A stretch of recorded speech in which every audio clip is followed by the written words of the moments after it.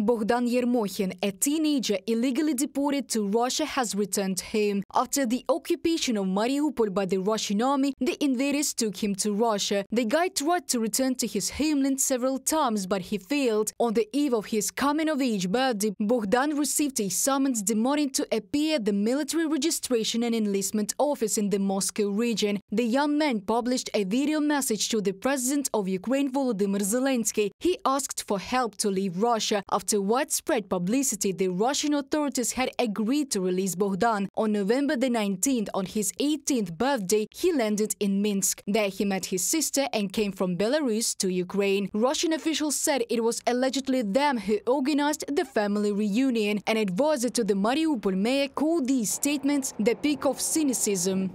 The cannibal Maria Lvova-Belova, who abducted Bohdan Yermokhin from Mariupol, now boasts that she helped him return to his family. If it weren't for publicity and public pressure, she would have been the first to send him to the Russian army. As before, she illegally sent him to a Russian family. Petro Andrushenko, advisor to the mayor of Mariupol, on Telegram. From February the 24th, 2022 to the end of July 2023, Russian occupiers illegally deported more than 19,500 children to Russia. These are only those cases that were officially recorded when parents, guardians or witnesses to the deportation of a child reported the crime to law enforcement officers. It is known that at least 2,400 children were illegally taken from the temporarily occupied territories of Ukraine to Belarus.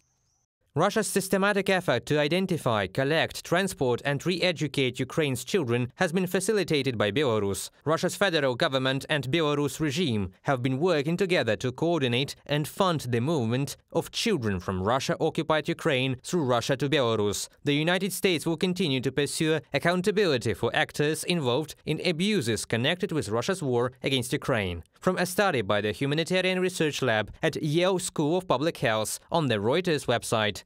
Recent researchers have established that children were forcibly transported from the temporarily occupied territories of Donetsk, Luhansk, Kherson and Zaporizhia regions to Belarus. The return of a child is a complex, multi-stage and lengthy process. Those involved in illegal deportation complicate it in every possible way. Children are given Russian passports, personal data is changed. Children are given to guardians and adoptive parents, taken to the outback and deprived of means of communication.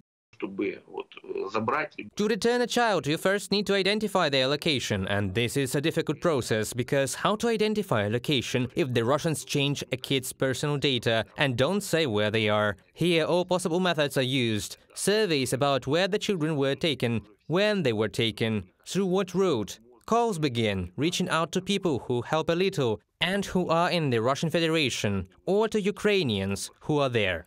According to international humanitarian law, neither public safety nor military necessity are grounds for the forcible transfer of children outside the country. Therefore, what Moscow and Minsk call evacuation, recovery, care and re-education are in fact signs of genocide. You can also contribute to the return of Ukrainian children home through the information campaign If You Know, Tell. The Freedom and UATV channels are re-implementing the project in partnership with the Children's Rights Commissioner of Ukraine. If you are in the territories of Ukraine, temporarily occupied by Russia, in Russia or Belarus, and you know that your neighbors, acquaintances or a social institution have a child abducted from Ukraine living with them, please let us know. You can transmit information through the Я тут, I'm here Telegram channel. You can see the QR code and link on the screen, or by filling out the electronic form at uatv.us/SaveUA-Children. We guarantee your anonymity. Deportation is a war crime. Do not become its accomplice. Help the children return home.